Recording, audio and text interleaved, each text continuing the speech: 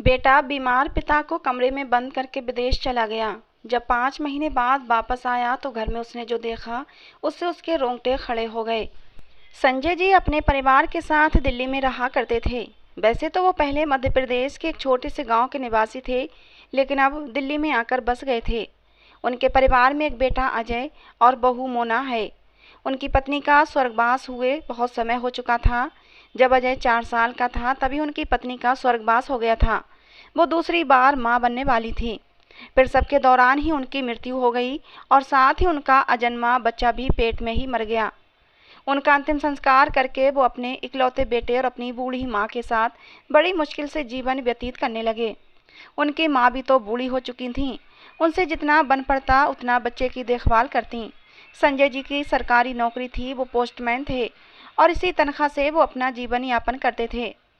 वैसे तो घर अच्छे से चल रहा था, लेकिन कमी तो थी तो बस उनकी पत्नी की।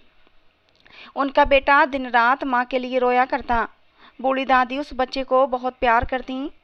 लेकिन एक दिन उन्होंने अपने बेटे संजय से कहा, बेटा मैं कितने दिन तक जीवित रहूंगी, इस बच्चे को माँ की ज़रूरत होगी, तुम शादी क्यों नहीं कर लेते। अपनी माँ की बात हर बार संजय जी टाल दिया करते थे। अरे माँ, तुम फालतू में परेशान होती हो, तुम हो ना, तुम कहाँ जाने वाली हो, तुम हो हमारी देखभाल करने के लिए। अरे माँ, मैं हूँ, अजय है, आप हैं, हमारा परिवार पूरा ही तो है। दरअसल संजय जी अपने माँ के होते हुए किसी चीज़ की कमी महसूस नहीं कर रहे थे और वो अपने बेटे अजय के लिए सौतेली माँ नहीं लाना चाहते थे। उन्हें पता था कि सौतेली माँ का व्यवहार मेरे बेटे के प्रति अच्छा नहीं होगा और वो भी अपने इकलौते बेटे अजय की आंखों में आंसू नहीं देख सकते थे।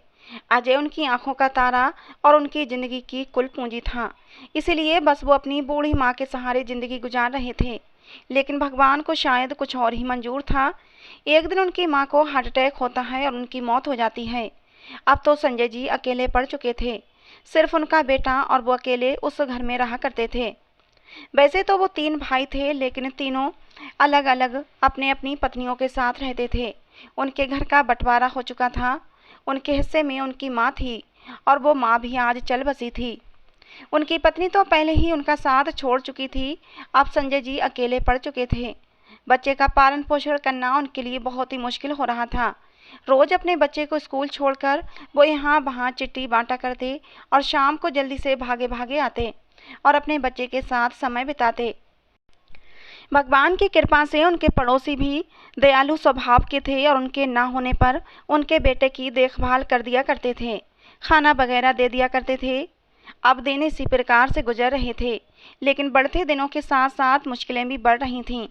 एक दिन उनके भाई भाभी ने उन्हें शादी करने का सुझाव दिया, जिस चीज़ के लिए संजय जी हमेशा मना करते थे, लेकिन आज वही चीज़ उन्हें ठीक लग रही थी। उन्होंने सोचा कि कितने दिन तक मैं अजय को अकेला छोड़कर काम पे जाता रहूँगा। उसकी देखभाल करने के लिए एक माँ की तो ज़रूरत होगी ही। ऐसे में मैं अकेला अजय को पाल पोस नहीं सकता, उसे अच्छी परवरिश नहीं दे सकता, उसके जीवन के साथ मैं खिलवाड़ कर रहा हूँ। ये सोचकर संजय जी ने अपने भाई से कोई अच्छी सी लड़की देखने के लिए कहा। उनके भाई ने भी उनके कहे अनुसार अपनी समझ से एक अच्छी लड़की देख ली और कहा कि संजय, जाकर उस लड़की को देख लो और रिश्ता पक्का कर लो।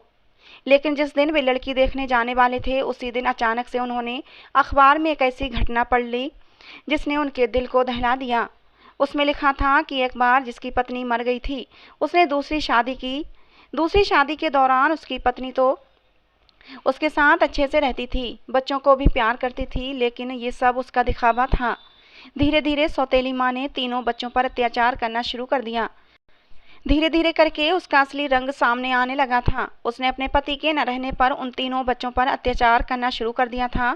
धीरे धीरे करके उसने एक एक करके 2 बच्चों को पीट पीट कर दूसरे लोग पहुंचा दिया और बचा तीसरा बच्चा, जो कि सबसे बड़ा था। उसके ऊपर उसने बाकी के 2 बच्चों को मारने का आरोप लगाया और बेचारे उस डरे सहमे बच्चे ने भी उस बात को मान लिया और उसे जेल हो गई और इस समय वो बाल सुधार गृह में है। ये खबर पढ़कर मनोहर जी के रोंगटे खड़े हो चुके थे।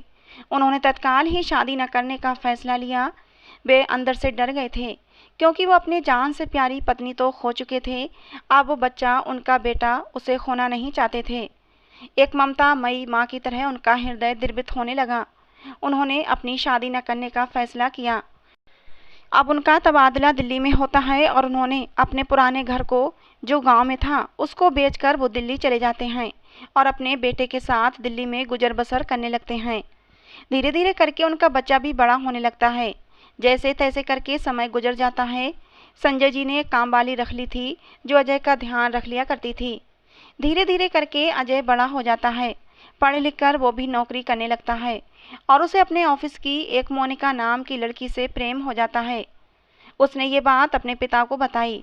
संजय जी भी इसके लिए राजी हो गए कि उनके बच्चे को पूरी दुनिया की खुशी मिले, वो हमेशा खुश रहे। अब संजय जी ने अपने बेटे की शादी कर दी। अब उनके घर उनकी बहू मोनिका आ चुकी थी। दरअसल मोनिका मॉडर्न जमाने की थी, थोड़ी सी ना नुकर करने वाली थी और हर बात पर किचकिच किया करती थी। लेकिन अजय को वो बहुत प्यारी थी। अजय उससे बहुत प्रेम करता था। उसके मुंह से निकलने की देर होती थी और उसकी हर इच्छा को पूरा कर देता था। इसी प्रकार से दिन गुजरने लगे। संजय जी को भी इससे कोई दिक्कत नहीं थी। वे सोचते थे कि चलो बच्ची है, कोई बात नहीं, जब तक मेरे हाथ पांव चल रहे हैं तब तक मैं खुद से अपना काम कर लिया करूँगा। रही बात बहू की, तो उसका खुद का जीवन है, उसे जैसे जीना है वो जी सकती है। उन्होंने मोनिका से कुछ भी काम करवाना खुद ही छोड़ दिया था। एक तरह से कह लिया जाए तो उनका परिवार एक खुशहाल जीवन जी रहा था। घर में किसी भी प्रकार का कलेश भी नहीं था। लेकिन एक दिन घर की खुशियों को किसी की नज़र लग जाती है। हाँ, शायद यही हुआ था। उनके भी घर की खुशियों को नज़र लग चुकी थी। एक दिन मोनिका ने बाथरूम में कपड़े धोए, लेकिन वो वहाँ से साबुन हटाना भूल गई और वो साबुन बाथरूम के फर्श पर ही पड़ा रहा। पानी पड़कर वो सारे बाथरूम में फैल चुका था और अनजाने में ही संजय जी नहाने के लिए बाथरूम में गए। अचानक से उनका पैर बाथरूम के फर्श पर पड़े साबुन पर जा पड़ा और वो फिसल कर गिर गए और तुरंत ही बेहोश हो जाते हैं। इस बात का पता जब अजय और मोनिका को लगता है तो दोनों ने उन्हें आनन फानन में उठाकर हॉस्पिटल में भर्ती करवाया। 2 दिन तक बेचारे बेहोश रहे। तीसरे दिन जब उनको होश आया तो पता चला कि उनका एक हाथ, एक पाँव और एक तरफ का चेहरा उसे लकवा मार गया है। उनके मुख से अब आवाज़ नहीं निकल रही थी। वो कुछ भी बोल नहीं पा रहे थे। अपना एक हाथ और पाँव उठाने में वो असमर्थ थे। ये देखकर उनकी आंखों से आंसू बहने लगते हैं। पहले तो अजय ने उन्हें दिलासा दिलाया कि बाबूजी आप मत रोइए, हम हैं ना, हम आपकी सेवा करेंगे। लेकिन वो कहते हैं ना, जब किसी को रोग हो जाता है तो आदमी 1-2 दिन या 3 दिन तक, 4 दिन तक उसकी सेवा करता है। फिर वो व्यक्ति उससे ऊबने लगता है, उससे घृणा करने लगता है। बहुत कम ऐसे लोग होते हैं जो निस्वार्थ भाव से मरते दम तक सेवा करते हैं। अब बेटे ने बाप से वादा तो कर लिया, लेकिन अब निभाए तब ना। संजय जी को उनके घर लाया जाता है। अब धीरे धीरे 2-4 दिन बीत जाते हैं। उनकी बहू और बेटा मिलकर सेवा करते हैं। धीरे धीरे बहू का मन उनकी सेवा से अब ऊबने लगता है। वो बार बार उनका मैल साफ करते करते तंग आ चुकी थी। उन्हें देखकर ही उसे उल्टी आने लगती थी, उनसे दूर भागने लगती थी। धीरे धीरे मोनिका ने ससुर की सेवा करना बंद कर दी और सारी जिम्मेदारी अपने नौकर को दे दी। नौकर भी तो नौकर ही है, आखिर क्या क्या करता। जितना उसे समय मिलता वो उतने समय में उनकी सेवा करता, फिर अपने दूसरे कामों में लग जाता। दूसरा काम भी अगर नहीं करता तो मोनिका उसे डांट डपट कर दिन भर सुनाया करती और जब शाम को अजय घर आता तो उसका जीना दुश्वार कर देती। उसे बातें सुना सुना करके उलाहना दिया करती। दिन भर तुम्हारा बाप कह कह कर संबोधित करती। अपनी पत्नी की बातों से अजय भी अब तंग आ चुका था। वो भी अपने पिता की सेवा करके, उनका मैल साफ करके परेशान हो चुका था। संजय जी को अपनी हालत पे रोना आ रहा था। उन्होंने सोचा था कि मेरे बेटे बहू मेरी सेवा करेंगे, लेकिन होता कुछ और है।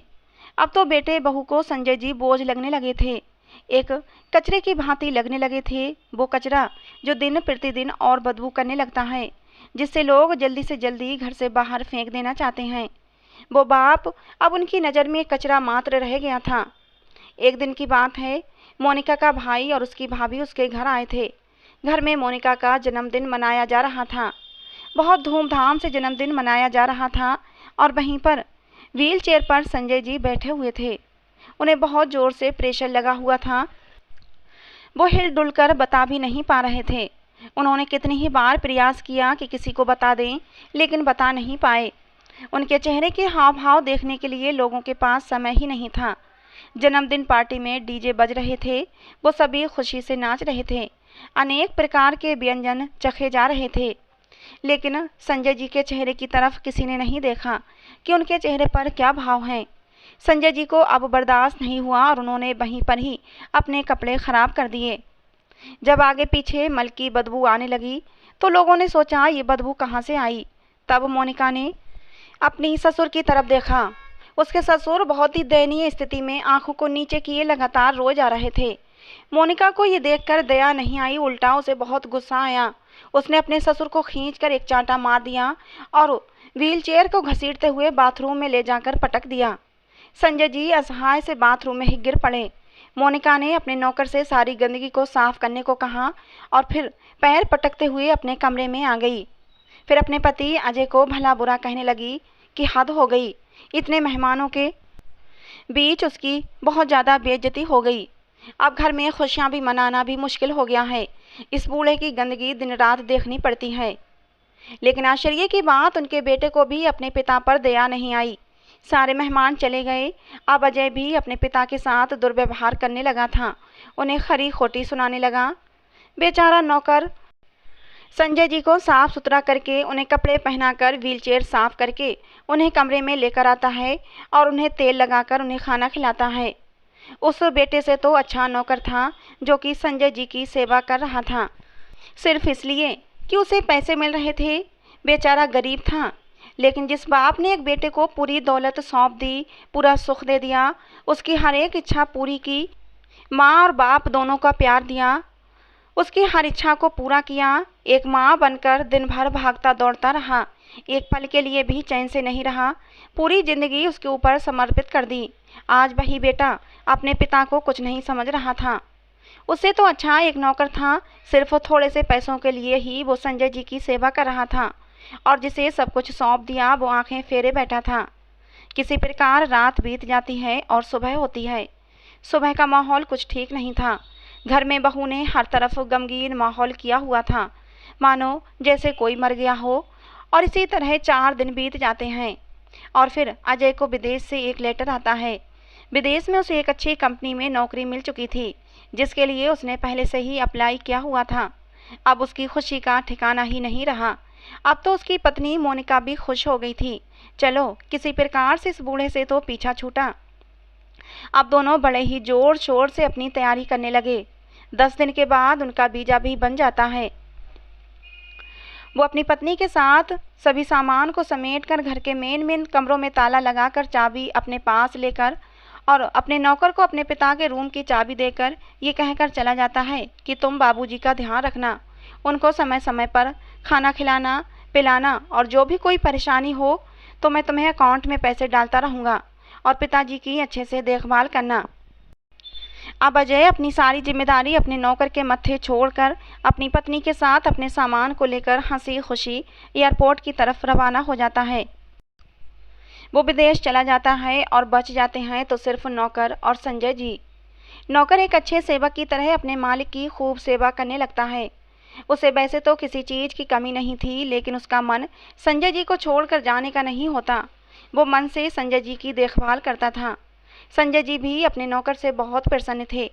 एक दिन सुबह संजय जी की दवाई का समय होता है। नौकर ने किचन में देखा तो आटा ख़त्म हो चुका था। अब रोटी या पराठा बनाने के लिए आटा ही नहीं था कि जिसे बनाकर संजय जी को खिलाकर उन्हें दवाइयाँ खिला सके। इसके लिए नौकर ने सोचा कि चलो कोई बात नहीं, मार्केट से जाकर थोड़ा सा आटा और कुछ ब्रेड लेकर आता हूँ। ये सोचकर बेचारा नौकर मार्केट की तरफ चल पड़ता है। मार्केट में उसने एक ब्रेड पैकेट खरीदा, कुछ ज़रूरी सामान खरीदा और आटा खरीद कर वापस आने लगा। तभी अचानक से अनियंत्रित कार ने बीच रोड पर उसे धक्का मार दिया। टक्कर इतनी भयानक लगी थी कि वो घसीटता हुआ दूर जाकर गिर पड़ा था। उसका सर पूरी तरह से फट चुका था। स्थानीय लोगों ने उसे अस्पताल में भर्ती करवाया। डॉक्टर ने साफ साफ कह दिया कि सर में बहुत ज़्यादा चोट लगी है और चोट लगने की वजह से हालत गंभीर है और अब ये कोमा में चला गया है। बेचारा नौकर जो संजय जी का एकमात्र सहारा था, अब वो भी कोमा में चला गया था। कोमा में गया व्यक्ति मरे व्यक्ति के समान ही होता है, सिर्फ उसकी सांसें चलती हैं। इधर संजय जी को नौकर ने उनके कमरे में बंद करके पीछे से ताला लगा दिया था। उसने सोचा था कि ताला नहीं लगाऊंगा तो कमरे में काफ़ी सामान है, कुछ पैसे हैं जो चोर आकर चुरा कर ले जा सकते हैं। ये सोचकर ही नौकर ने रूम का ताला बंद कर दिया था और ताला बंद करके चाबी को अपने पास ही रख लिया था और अपने पास लेकर चला गया था। अब वो तो कोमा में था। बेचारे संजय जी भूखे प्यासे उस कमरे में तड़पने लगे। वे आवाज़ लगाकर बुलाने की भी कोशिश करते, लेकिन मुंह से आवाज़ ही नहीं निकल रही थी। लकवा लगने के कारण उनसे कुछ बोला नहीं जा रहा था। दरवाज़ा खटखटाने की कोशिश करते तो भी हाथ काम नहीं कर रहे थे। एक हाथ से खटखटाते तो उतनी आवाज़ भी बाहर नहीं जाती कि लोग सुन सकें। इसी तरह करते करते 10 दिन हो जाते हैं। 11वें दिन संजय जी बिना खाए पिए भूख से तड़प तड़प कर बेचारे बूढ़े संजय जी की मौत हो जाती है। किसी को कुछ पता ही नहीं चला कि संजय जी इस दुनिया को छोड़कर जा चुके हैं और उनकी इतनी दर्दनाक मौत हो चुकी है। संजय जी को मरे 5 महीने गुजर जाते हैं। 5 महीने तक वो लाश उस बंद कमरे में ही थी। आसपास के पड़ोसी भी उनके घर ज़्यादा आया जाया नहीं करते थे। ऐसे में उनकी सुध लेने वाला कौन था। इधर संजय कुछ दिनों से अपने घर पर फ़ोन कर रहा था। उसके नौकर का फ़ोन भी स्विच ऑफ आ रहा था। 5 महीने बाद उनका बेटा अब अपने देश को लौटा। वो जब अपने घर में आया तो उसे कुछ अजीब सा लगा। उसका घर बहुत ही वीरान और सुनसान था, धूल से अटा पड़ा था। उसके नौकर का कोई अता पता नहीं था। सबसे पहले वो अपने पिता के कमरे की तरफ बढ़ता है तो देखता है कि पिता का कमरा बाहर से बंद है, ताला लगा है और कमरे के अंदर से गंदी बदबू आ रही है।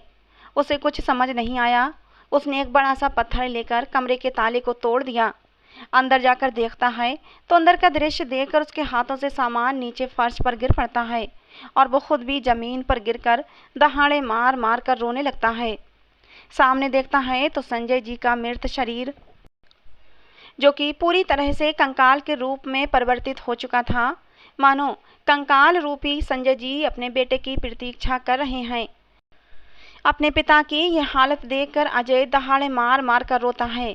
ये देखकर उस बेटे को बहुत पश्चाताप होता है। अपने किए पर वो बहुत रोता है, लेकिन अब रोने से क्या फ़ायदा, जो होना था वो तो हो चुका था। बेटा कहता है कि पिताजी मुझसे क्या गलती हो गई, मैंने बहुत बड़ा अपराध कर दिया, मुझे आपको अकेला छोड़कर नहीं जाना चाहिए था।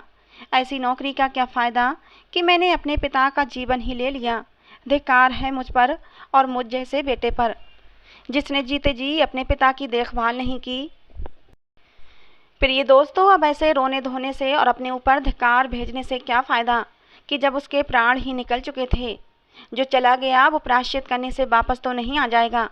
इससे तो अच्छा है कि जीवित रहते ही व्यक्ति को सुख दें, उस व्यक्ति का मान सम्मान करें, उसे समझें, उसके दुख और तकलीफ़ को समझें, क्योंकि दोस्तों हर माँ बाप अपने बच्चे के लिए बहुत कष्ट उठाते हैं। तो दोस्तों आज की हमारी ये कहानी आपको कैसी लगी, इस कहानी से आपको क्या सीख मिली, अपनी राय कमेंट बॉक्स में ज़रूर देना। कहानी पसंद आई हो तो प्लीज़ लाइक करना और कहानियाँ सुनने के लिए हमारे चैनल को सब्सक्राइब करना। कहानी को अंत तक सुनने के लिए आप लोगों का बहुत बहुत धन्यवाद दोस्तों। मिलते हैं अगली किसी नई कहानी में।